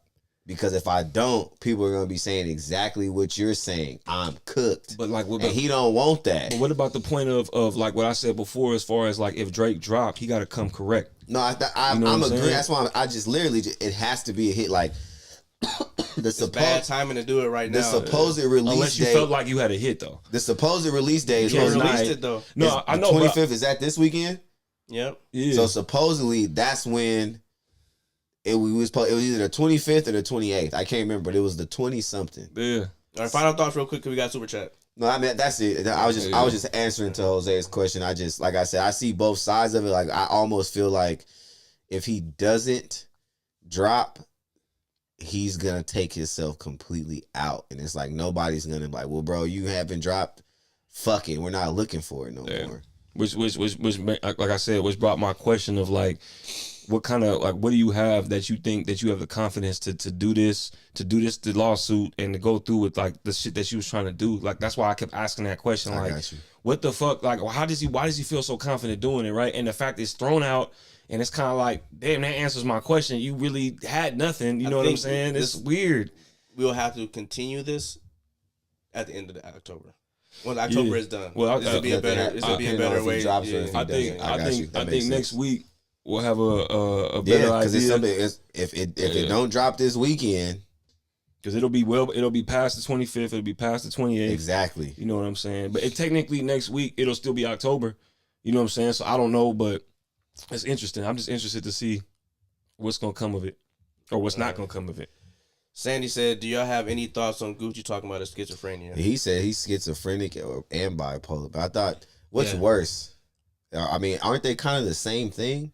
No, bipolar, you got multiple. You're like bipolar. You just like you get like mood swings, like But schizophrenia, crazy. that's what multiple personalities. You can blank out and not remember anything. Like schizophrenia is like voices and stuff. Like you super like paranoid and shit. But I'm not surprised. Like you also hearing voices and. I listened to the whole. I don't know if y'all listened to the whole Breakfast Club interview. I didn't listen to it. I listened to the whole thing. Yeah, I saw clips. So pretty much. I believe him and I forgot what his wife's name is, but she's pretty much been the one that's been Keisha Dior or something like that. Mm-hmm. Okay, she's been the one kind of like taking care of him or whatever, and is like pretty much keeping him away from social media and the public as far as him going through it or whatever. And I think he actually said when he got the ice cream tattooed in his face, that was a cry for help. That's out of his mouth. Like he was crying for help. And for him, it's been like, I guess, jarring because once he got out of jail, he had to like apologize to a lot of people because when he would go on those schizophrenic rants, he didn't remember. He don't, and that's usually kind of the case because I have some type of like, I have a small connection to it or whatever, so I kind of can understand where he's coming from or where they're coming from or whatnot. But it's something that you can't control. And when you say the crazy thing that you say, you're gonna say the most ridiculous thing, the most hurtful thing you can say, and it's gonna be even colder because you won't even remember. But do you think some of that was fueled by drugs though? Yeah, so a lot of it is, like I said, if you look, because he was for surely on pills. If you look into the interview, but this is like kind of like as far as this schizophrenia in general, like you said, pills, smoking, drinking, all these things can trigger it. Any type of drug can trigger it. So like, I think he said, why can such and such smoke weed, but I can't? You know what I'm saying? When I smoke weed, everybody not built the same. Everybody's chemical balance is not the same. And so, unfortunately, that's what he was going through. You know what I'm saying? But he's still kind of like, him being Gucci, niggas bringing shit to him all the time. He can go at his block, stand on the corner, weed coming, syrup coming, pills coming. He ain't got to do nothing. He don't got to really do much of anything. Studio lit all the time. Even with him, if you come to his studio, everything going to be provided for you. And it got to the point where it was such a knowledgeable thing that when his wife would come, him and his homies would help him lie or say, you know what I'm saying, oh, we didn't give him anything or whatever. Or, you know what I'm saying, kind of like lie so that he can lie to kick it or whatever you want to say. But he wasn't supposed to be doing it because she knew and he knew that it was fucking up his mental state. I believe he wrote a book or whatnot. And that was happening before he went down or after he came back? During the whole process. Okay. Yeah, because he was with her the whole time. Yeah, mm-hmm. Okay. I think she's Jamaican. So I don't even whatever. I know the ice cream cone was a minute ago. Yeah. That was a minute ago, and he was already going through the episodes or what they call them, whatever. And she was able to kind of like to pick up on it because when he would text, like I said, I have some type of connections. I've experienced this in some ways through family, but the text message would be different. So after every word, he would put a period.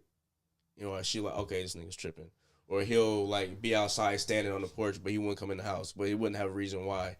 You being connected to this person or like super familiar, you know when something is off. Yeah. And so I think like her being there and not being scared off, because you know Gucci can be scary or whatever, and she just wasn't afraid, or like she was never afraid for her life, and she stuck with him the whole time.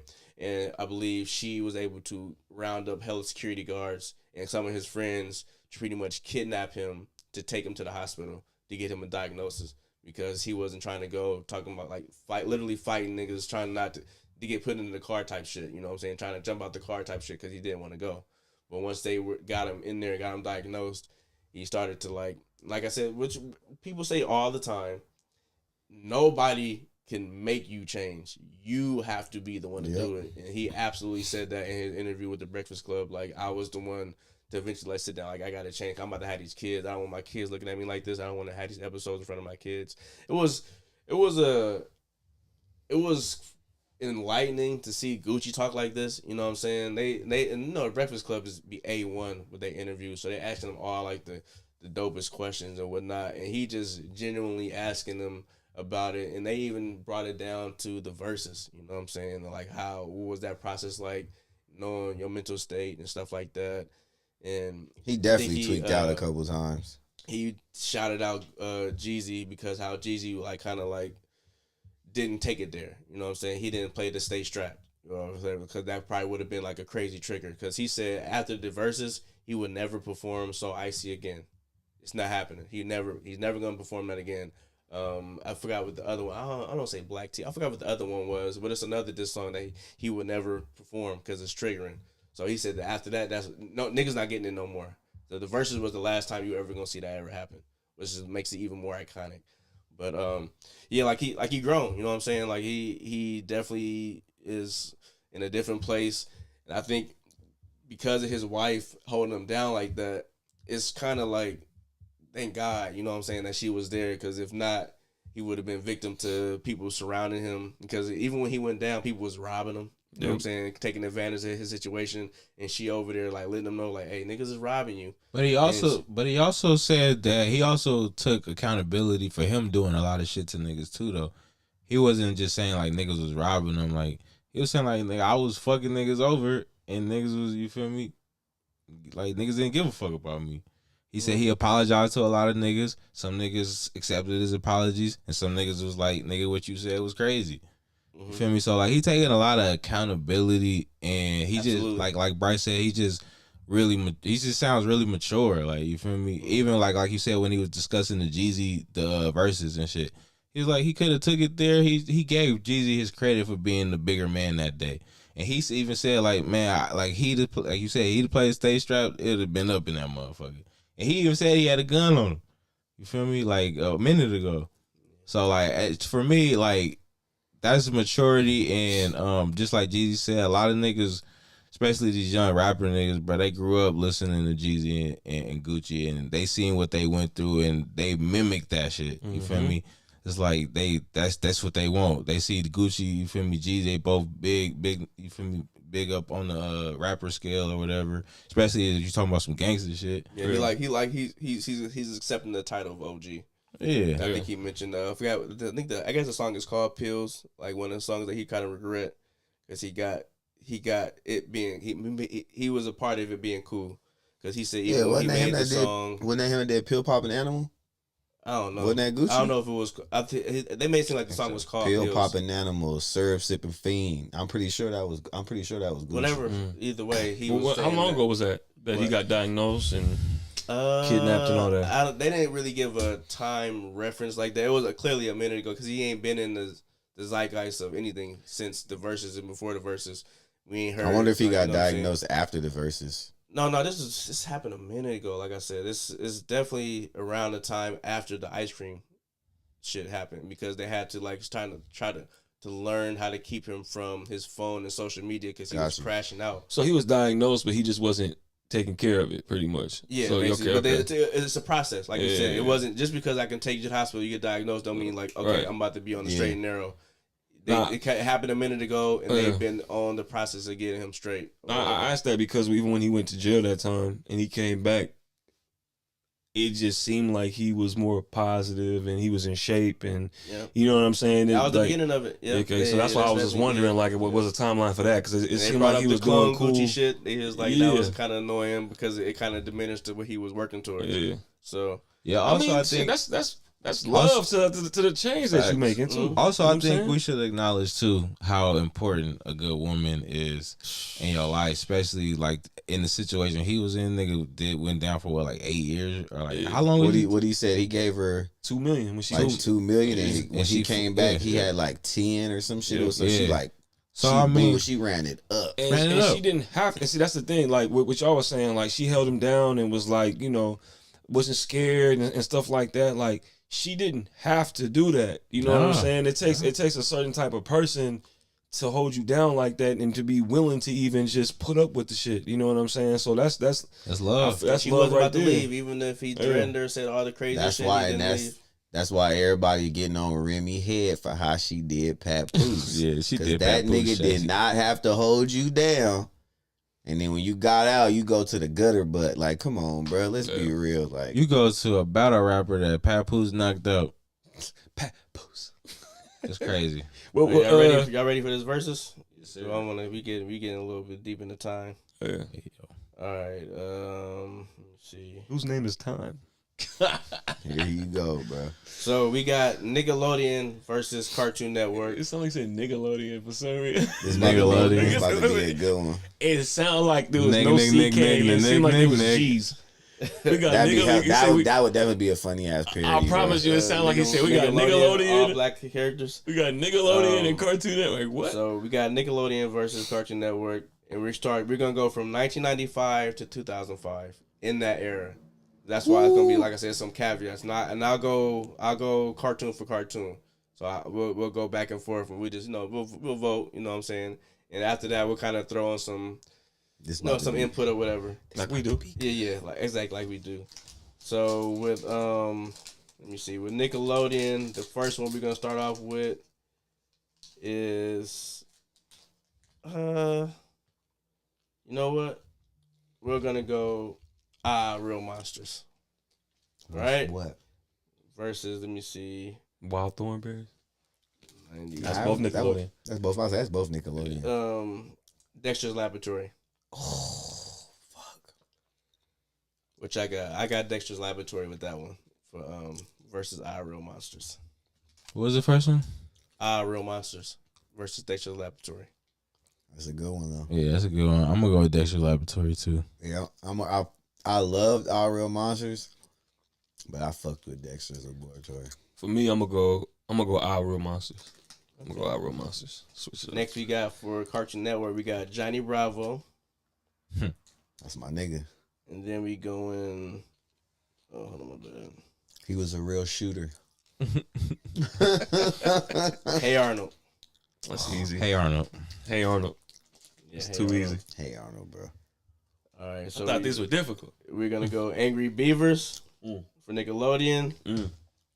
Oh, you might got me. Cow and Chicken. Oh, Angry Beavers. Angry Beavers. Angry Beavers. Angry Beavers. Oh yeah, it's easy. Angry Beavers. All right. For me, it's kind of the same. I'm gonna go Cow and Chicken. All right. After that, we got the Powerpuff Girls for Cartoon Network, and we're going. Hold on, I'm bad. I think I said Nickelodeon. Cat Dog. And Powerpuff Girls? Powerpuff Girls. Oh, fuck. I'm going Powerpuff Girls. I gotta go Cat Dog. You know what? I don't even know what I'm thinking. It's too easy. I'm going Cat Dog. I have to go Cat Dog. Powerpuff Girls. Powerpuff Girls. We even on that? I gotta go Cat Dog because I still use one of the references from Dog still to this day when, like, if I'm sharing a soda with Chanel or something, she be like, damn, you drinking all of it. We supposed to be splitting. I'm like, yeah, my half at the bottom. Because Dog would always serve up Cat. Like, we supposed to be sharing it. My half at the bottom. All right. Little cat dog. We got the Wild Thornberries for Nickelodeon. And then we got Ed, Edd n Eddy for Cartoon Network. Oh, Ed, Edd n Eddy. Ooh, that's close. I gotta go Ed, Edd n Yeah, Eddy. I think Them that's niggas was easy. about the That's bag. close for me. Especially Yeah, I'ma Ed. That is close. That's a good one, Wild though. Thornberries That's and a Ed, good Edd n one. Eddy. I gotta go Ed, Edd n Eddy. It's a good one, but it's still easy for me. Ed, Edd n Eddy. I'm going Ed, Edd n Eddy too. That show was turned up, That shit was boy. hella funny. Yeah, I'm gonna go Ed and Eddie. All right, That unanimous. nigga Eddie was all about the bread, bro. Bread and Hustlers, jawbreakers. All right, for Cartoon Network, we got Courage the Cowardly Dog, First, what? Rocket Power. Oh, Rocket Power. I got auto tatted. I love Courage the Cowardly Dog. I gotta but go. Rocket Power, I baby. I gotta go Courage. That's too easy, I'm bro. going Courage. I'm going Rocket Power. I'm It's too going easy, Rocket bro. Power. I got auto tatted, boy. That's a good one. Yeah, that was a good one That was though. a I good fuck with one. both of them. Both I fuck goated. with both. They When you both see this goated. too, just know it's Alright. easy. Telling you. So next we got we get into the 2000s now. We got the Fairly Odd Parents for Nickelodeon, and then we got You said who? Fairly Odd Parents, Okay. and then we got Samurai Jack for Cartoon Network. Samurai Jack. Samurai Jack. It's bad. Samurai Jack instantly. I'm gonna go Fairly Odd Parents, man. Yeah, that fucking theme Yeah. song just went crazy. Fuck it. bro. I gotta go Fairly Odd. You got me thinking a little bit, but you got fuck That's it. crazy. I'm going. Samurai Jack theme song was crazy, hard. crazy. That shit was hard too. You got me. Turner That shit was slapped. spit, nigga. I'm going Odd Parents. Fuck it. That's crazy. So that's half. That's half right there. That's Yeah. I'm surprised by that one. All right. Let's go. Certain shit bring me to a time. It's just Yeah, certain shit for almost real, like bruh. slap me in the face. I'm like, I gotta go with this one. We got We got Cartoon Network. We got Codename Kids Next Door versus. Ooh. Which one? Cause they got. Let me see. I'll go.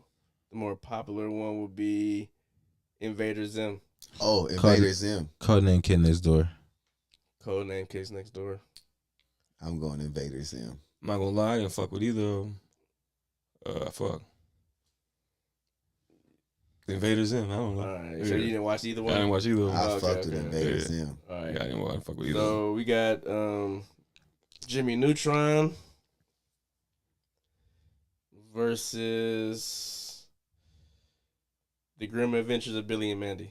The Grim Adventures of Billy and Mandy. The Grim Adventures of Billy and Mandy, bro. That shit was crazy. I got bruh. Jimmy Neutron. Oh my god! Like I said, these are all pretty much goated, but man, that Grim Adventures, that nigga Grim Had the Jamaican, Jamaican, the that Jamaican shit Grim was Reaper. so funny, bro. Niggas had a whole Dragon. That's when they first started doing the parodies because they had a Dragon Ball Z episode, Chicken Ball Z. Yep. Bro. Oh my god, bro. Dumb funny. Billy. Turned up. Dumb Billy. He's like him and Cosmo. It's crazy, bro. They almost interchangeable, but Billy was so funny, bro. Hella funny. What you got, Jose? What was the other one again? You got The Grim Adventures of Billy and Mandy or Jimmy Neutron, Boy Genius. I'm gonna go Jimmy. Okay. Jimmy New. All right. For Cartoon Network, we got Star Wars: The Clone Wars, and then we got Rugrats. No. I'm gonna go Danny Phantom. Danny Phantom. Yeah, Danny. I watched way more Danny. I got Danny Phantom. I'm gonna go Danny Phantom, but it's hella funny because when you said Rugrats, I was Rugrats. Yeah, so it's Rugrats all grown up. No. Oh, fuck no. Yeah. Oh my god. That was a loss. I didn't even watch that. Yeah. So everybody got Danny Phantom over Star Wars Clone Wars. What you got? You know he gonna start with it, bro. Yeah.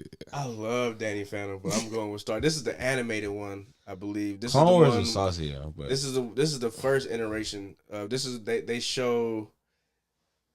If you watch this version of the Clone Wars, like I said, this is the animated one, and it leads up to the prequels. So it shows you. Yeah, it show you. It's a bro.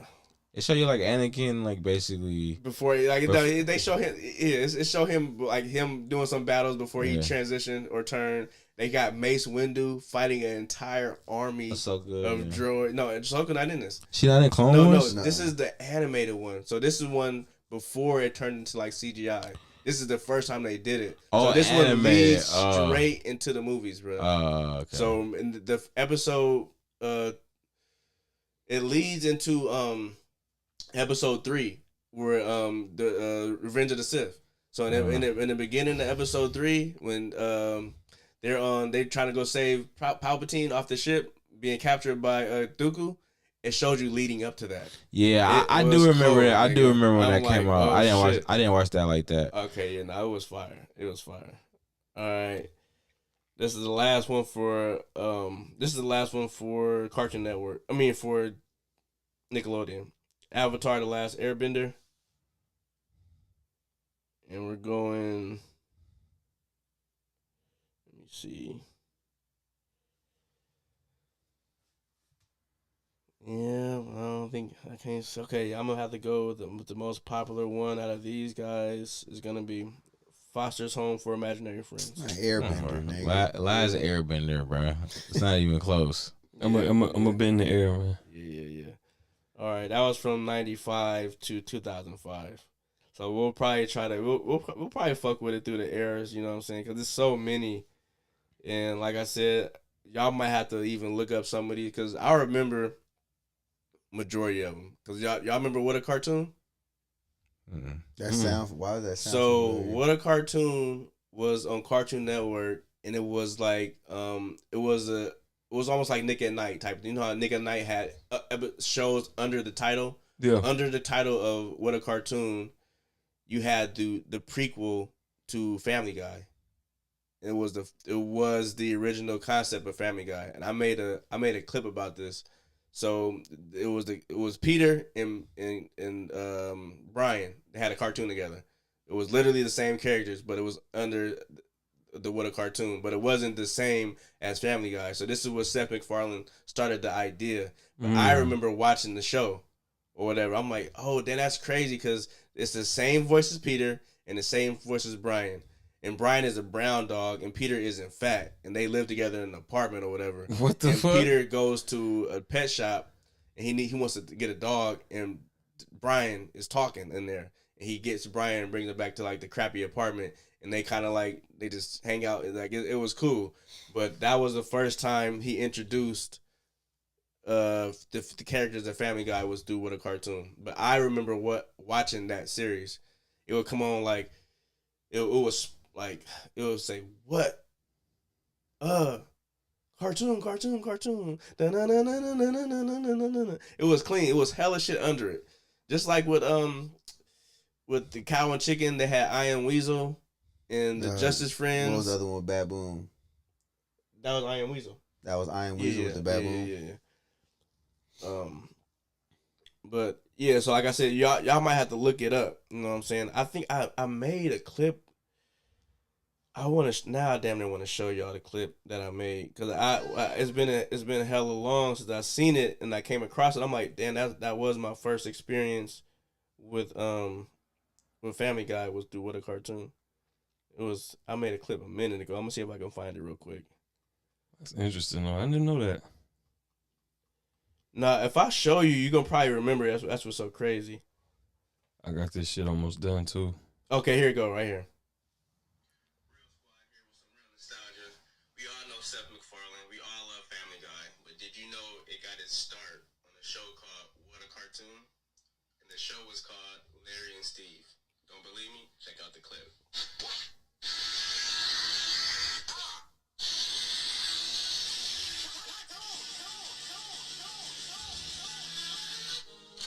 Here's your room, Steve. What do you think? Well, it's got everything I need.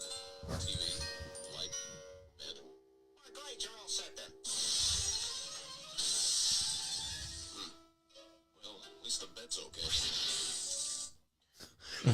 But literally the same characters, just kind of designed differently, same voice and everything. But that was the first time we ever seen Peter and Brian.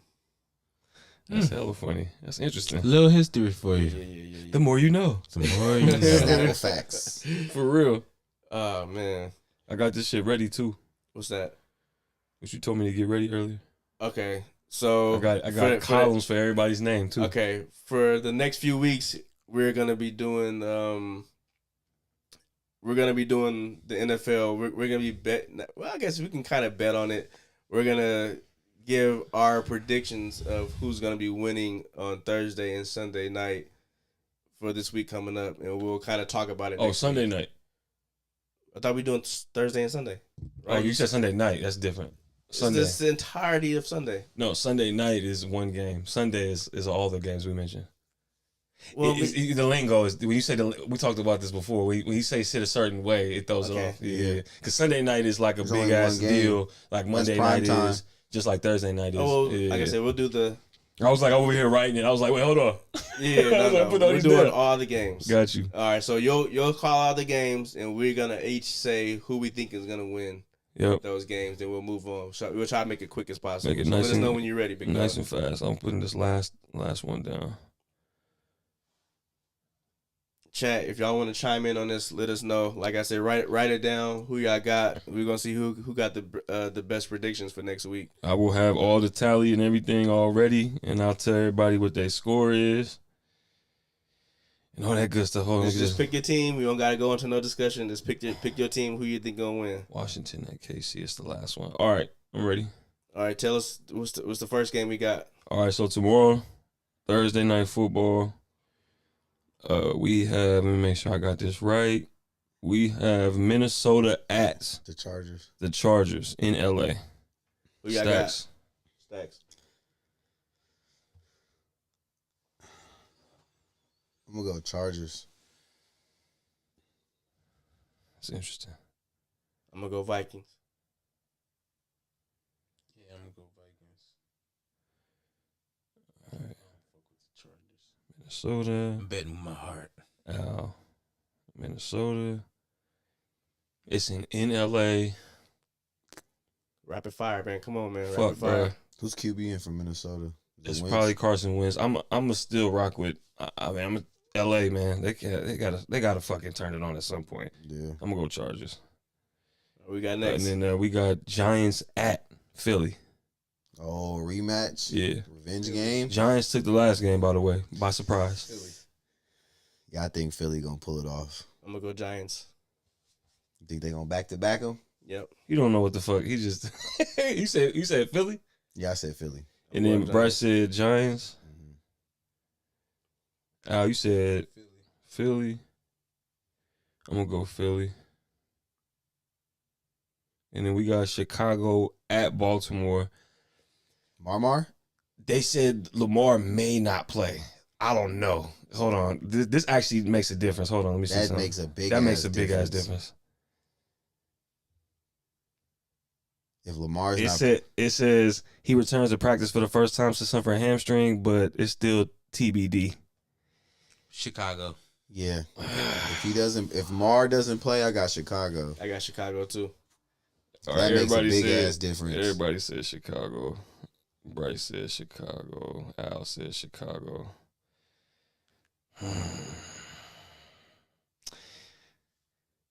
You know what? For the sake of not being wrong, I'm gonna just say Chicago so we can be wrong together. We got San Francisco at Houston. San Francisco. I got San Francisco. Houston been ass. Everybody said SF. Mm-hmm. Bryce. Yeah, I think I'm gonna go San Francisco and Houston though, but I'm gonna go San Francisco. We got Cleveland at New England. New England. New England. Yeah, I'm gonna go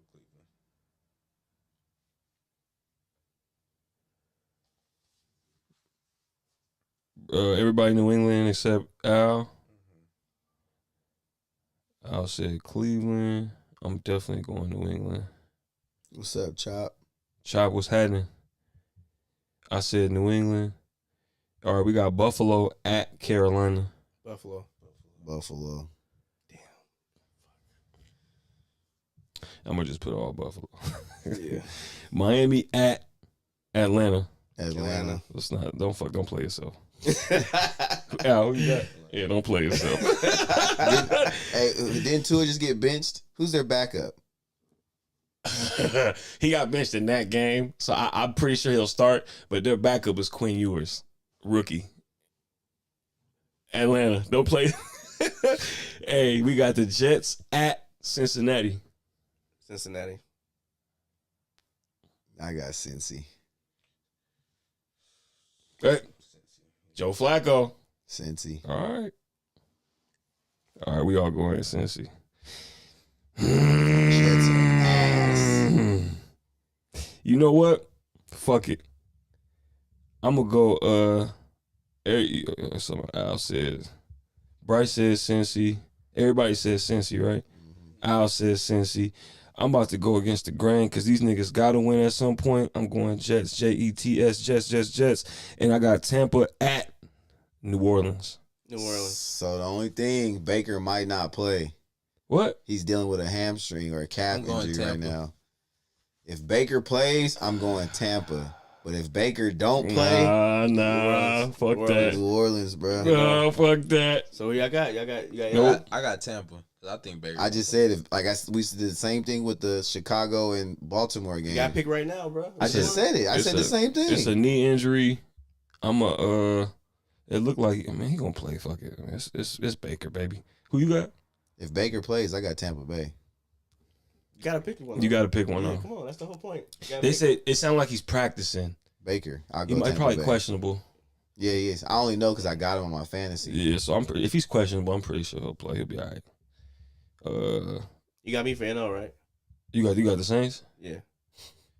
That boy got faith. He's in doubling Rattler. down too. You got me. Who you got, Al? He Tampa said at Tampa. New Orleans. said Tampa. You got Tampa. I'm going Tampa. Fuck it.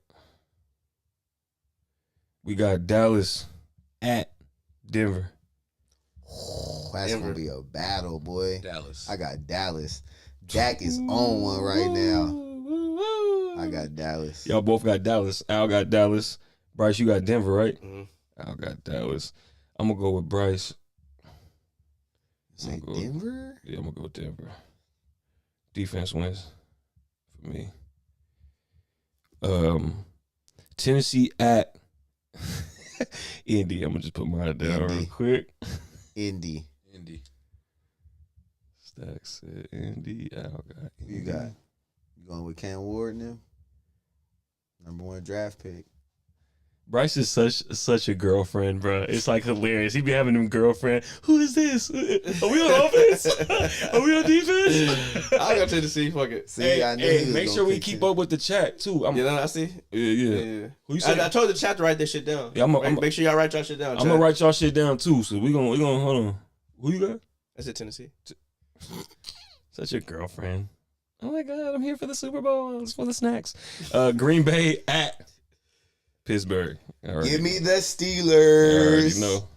Aaron Rodgers revenge. Aaron Rodgers revenge game. I'm gonna give you a little context. Yeah, I'm gonna go Steelers. Steelers. He about to dart some shit up. Man, what the fuck? He about to pop 10 perks and go crazy. My phone keep writing Bruce. Happy Bruce. Bruce Wayne. How many more games you got? How many? We got one more. I'm going Green Bay. Fuck it. We got Washington at Kansas City. Kansas City. Jaden is out. Ain't Jaden. Oh, he out? No, hold on. I'm telling you, this shit matters, bro. That's a think big ass Jaden's difference. That matters for sure. He's out. Kansas City.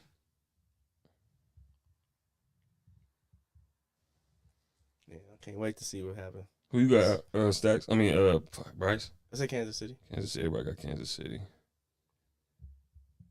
That's the Monday game? I believe so. I keep keep writing Bruce. All right. I think that's all. Yeah. We all got Atlanta. Yep. All right. I believe I got everything. I'm gonna tally everything up at the end. We'll have everybody's score, and then see where we go from like there. I said, if you ever need to go back to the chat, just click on the video and go to live chat. You can see everybody's choices too. I got Sandy. Sandy the only one that Oh yeah, Sandy been holding it down. Yeah, I got hers right here all locked in. Okay. Screenshot that. Ooh. She said, see, that's the thing, though. See, she said Baltimore with Lamar, though. See, that's we've all said that. We got to pick it, though. You got to pick it. We gotta lock it in right now. Thank you. Yeah, that's the only thing about it. Hold it down. Make sure y'all hit that like button, man. Appreciate everybody for pulling up. Sandy, Santana, Kaylin, Frank came in here early, man. Big dog. I appreciate everybody that interacted with the chat, holding it down. We had some good conversations tonight. And yeah, man, we'll see next week. We'll do this until the foreseeable future as far as NFL goes. I mean, and to be honest with after you, that, the further we go, the more needed it probably is, because I mean, it's playoff implications and then playoff Super Bowl. Yeah, that's big. Well, that'll be your thing. Hold it down for us. Yeah. So every week we'll come up with something new.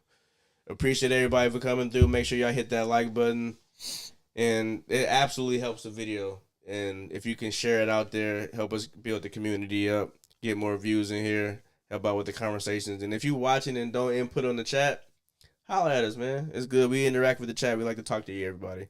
I like what Sandy did. She doubled down.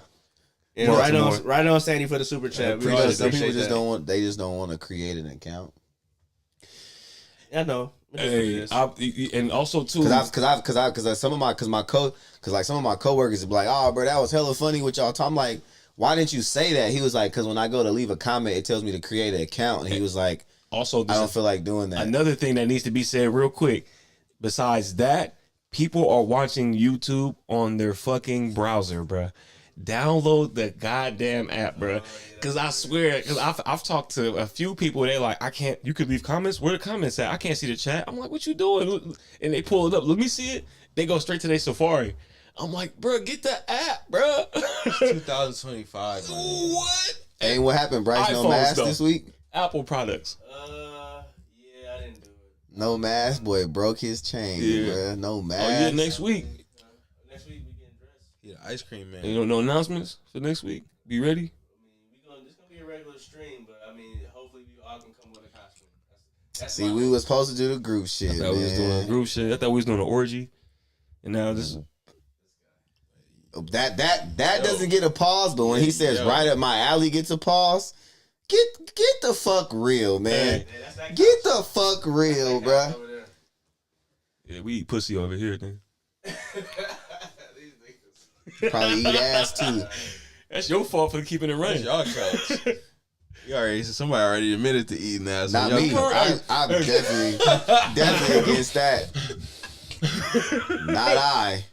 How convenient. Not I.